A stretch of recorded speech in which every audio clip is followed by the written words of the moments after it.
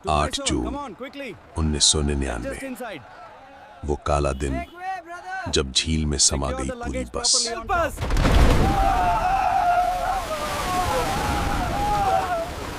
Oh God, no! आज मैं आपको ले जाने वाला हूं उस भयानक दिन की यादों में जब एक परिवार की खुशियां, एक बच्चे की मासूमियत और 94 जिंदगियां बस कुछ ही पलों में पानी की गहराइयों में समा गईं। 8 जून 1999, कर्नाटक। एक ऐसा हादसा जिसने पूरे देश को हिलाकर रख दिया।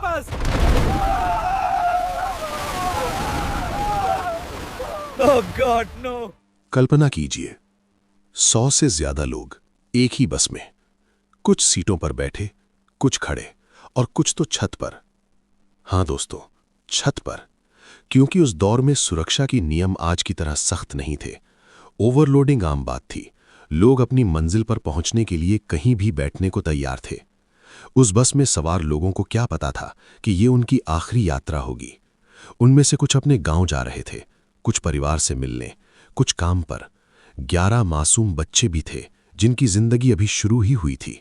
उनके सपने, उनकी हंसी, उनका भविष्य, सब कुछ इस एक हादसे में खत्म हो गया। सब कुछ सामान्य था। बस अपने गंतव्य की ओर बढ़ रही थी। परिवार साथ बैठे बातें कर रहे थे। बच्चे शायद खिड़की से बाहर देख रहे होंगे। कुछ लोग सो रहे थे। माहौल शांत था। और तभी एक धमाका, टायर फट गया।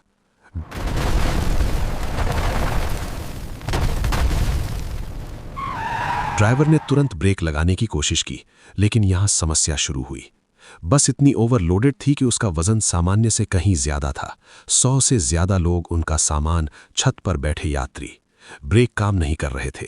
बस डगमगाई, सड़क से उतरी और सीधे झील की ओर बढ़ने लगी। अंदर बैठे लोगों को समझ आ गया कि कुछ गड़बड़ है। लोगों की चीखें गूंजने लगी, बच्चों का रोना शुरू हो गया। माता पिता ने अपने बच्चों को कसकर पकड़ लिया। कुछ लोग खिड़कियों से बाहर कूदने की सोचने लगे, लेकिन स्पीड इतनी तेज थी कि कुछ कर पाना मुमकिन नहीं था। और फिर एक विशाल छपाक की आवाज। पूरी बस झील में गिर गई। अब सोचिए उस पल को।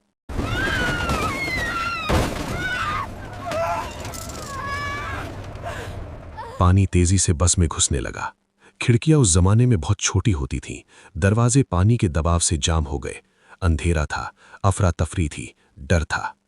माता पिता अपने बच्चों को बचाने की कोशिश कर रहे थे। कुछ लोग खिड़कियों की ग्रिल तोड़ने की कोशिश कर रहे थे, कुछ दरवाजे खोलने के लिए धक्का लगा रहे थे। लेकिन बस इतनी ओवरलोडेड थी कि अंदर धक्का मुक्की मच गई।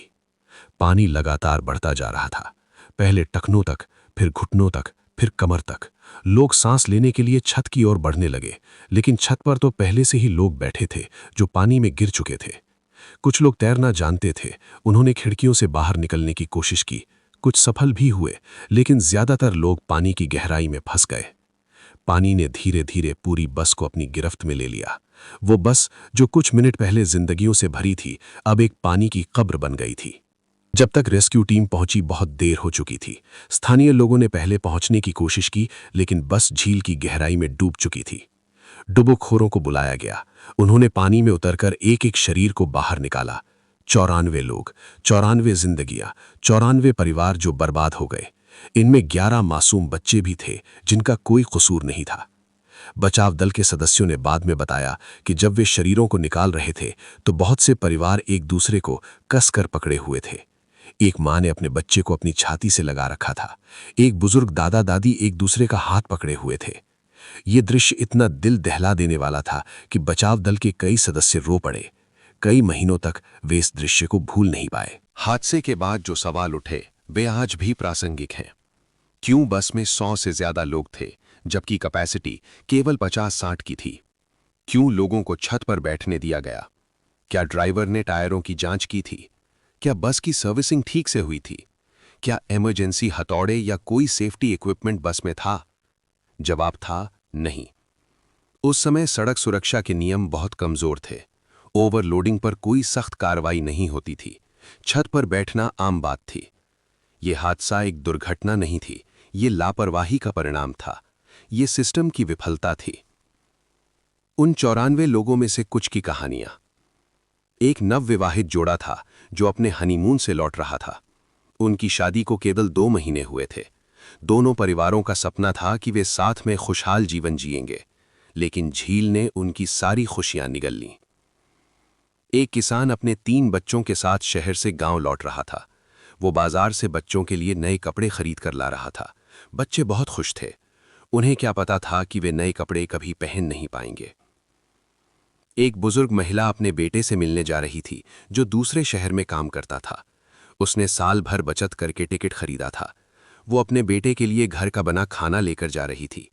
वो अपने बेटे से कभी नहीं मिल पाई। ये कहानियां सिर्फ आंकड़े नहीं हैं, ये असली लोग थे, असली जिंदगियां थीं, असली सपने थे। इस हादसे के बाद भारत में सड़क सुरक्षा के कुछ नियम बदले, लेकिन क्या वे काफी थे? आज भी 2025 में हम देख रहे हैं कि सड़क हादसे लगातार हो रहे हैं। हर साल 1,70,000 से ज्यादा लोग सड़क दुर्घटनाओं में मर जाते हैं। ये एक छोटे शहर की आबादी के बराबर है, जो हर साल खत्म हो जाती है। दिसंबर 2024 में कर्नाटक के चित्रदुर्ग में एक और बस में आग लगी। 9 लोग मारे गए। अक्टूबर 2025 में कुरनूल में 25 लोग बस में जलकर मर गए। अक्टूबर 2025 में जैसलमेर में 26 लोग बस की आग में मारे गए। क्या हम कुछ सीख रहे हैं, या हम भूल जाते हैं और फिर से वही गलतियां दोहराते हैं? 1999 के उस हादसे में जो परिवार बर्बाद हुए, उनका दर्द कभी कम नहीं हुआ। एक मां ने अपने 8 साल के बेटे को खो दिया। आज वो 34 साल का होता। शायद उसकी शादी हो गई होती, उसके बच्चे होते, लेकिन वो मां हर साल 8 जून को अपने बेटे की याद में रोती है। एक पिता ने अपनी पूरी फैमिली खो दी, पत्नी और 2 बच्चे। वो अकेला बच गया क्योंकि वो दूसरी बस में था। वो आज भी खुद को दोषी मानता है कि वो उन्हें बचा नहीं पाया। कुछ शरीरों की पहचान ही नहीं हो पाई। परिवारों ने कभी नहीं जाना कि उनके प्रियजनों का अंतिम संस्कार हुआ या नहीं। वे आज भी इंतजार कर रहे हैं। आज मैं आप सबसे कुछ सवाल पूछना चाहता हूं। क्या आपने कभी ओवरलोडेड बस में यात्रा की है? क्या आपने कभी छत पर बैठकर सफर किया है? क्या आप अपनी सुरक्षा के लिए हमेशा सीट बेल्ट पहनते हैं? क्या आप ओवर स्पीड करने वाले ड्राइवर को रोकते हैं? जब आप किसी बस में सफर करते हैं, क्या आप इमरजेंसी एग्जिट देखते हैं? क्या आप जानते हैं कि आपातकालीन स्थिति में क्या करना है? अगर आप में से किसी का इस हादसे से कोई ताल्लुक है, अगर आपका कोई परिचित इस हादसे में शहीद हुआ था, या अगर आप खुद इस हादसे के बारे में कुछ और जानते हैं, तो कृपया कमेंट में बताएं। हम उन शहीदों को श्रद्धांजलि देना चाहते हैं। और अगर आपके साथ या आपके किसी परिचित के साथ कोई सड़क हादसा हुआ है, या आपके पास सड़क सुरक्षा को लेकर कोई सुझाव है, तो वो भी कमेंट में शेयर करें। हम इस पर बात करेंगे। हम चाहते हैं कि ऐसे हादसे दोबारा न हो। याद रखिए दोस्तों, हर आंकड़े के पीछे एक जिंदगी है, एक परिवार है, एक कहानी है।